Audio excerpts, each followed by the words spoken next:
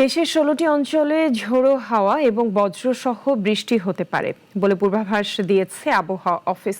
পরিস্থিতি বিবেচনায় সংশ্লিষ্ট অঞ্চলের নদী বন্দরগুলোকে ১ নম্বর সতর্ক সংকেত দেখাতে বলা হয়েছে। গেল ২৪ ঘন্টায় সিলেট, শ্রীমঙ্গলে সর্বোচ্চ বৃষ্টিপাত রেকর্ড করা হয়েছে। আর রাজধানীতে আগামী ২ দিন পর বৃষ্টিপাত বৃদ্ধির কথাও বলছে আবহাওয়া অধিদপ্তর।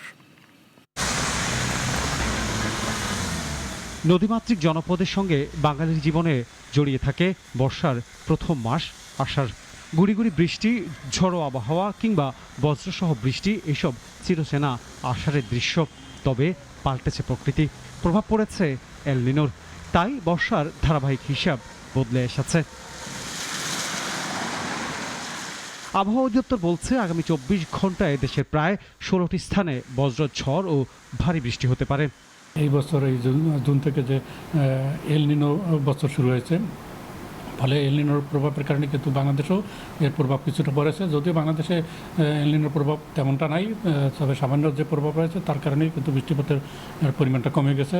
আজকের আবহাওয়ার পূর্বাভাসে বলা হয়, রংপুর, দিনাজপুর, রাজশাহী, পাবনা এবং চট্টগ্রাম সহ বিভিন্ন অঞ্চলে এই সময় বৃষ্টি অথবা বজ্রসহ বৃষ্টির সম্ভাবনাও রয়েছে। সম্ভাব্য ঝুঁকির কথা বিবেচনায় নিয়ে এইসব এলাকার নদী বন্দরগুলোকে ১ নম্বর সতর্ক সংকেত প্রদর্শনের নির্দেশ দেওয়া হয়েছে বলেও জানায় আবহাওয়া অফিস। সিলেট এবং ময়মনসিংহ বিভাগের জন্য পরবর্তী ৩ দিনের জন্য যে ভারী বর্ষণের একটা সতর্কবার্তা রয়েছে। আর যেহেতু যখনই বৃষ্টিপাত হয় তখন একটু বৃষ্টির সাথে বজ্রপাতের সম্ভাবনা থাকে, পাশাপাশি একটু বাতাসের তীব্রতা বেড়ে যায়, যার কারণে যেসব এরিয়া বৃষ্টিপাতের সম্ভাবনা আছে সেসব এরিয়াতে আমরা নদীবন্দর সমূহকে ১ নম্বর সতর্কতা সংকেত জারি করেছি।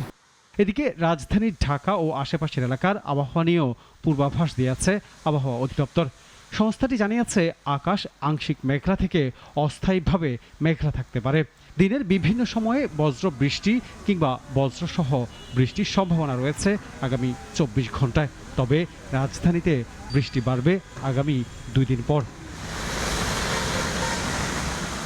আনোয়ার হোসেন, নাগরিক, ঢাকা।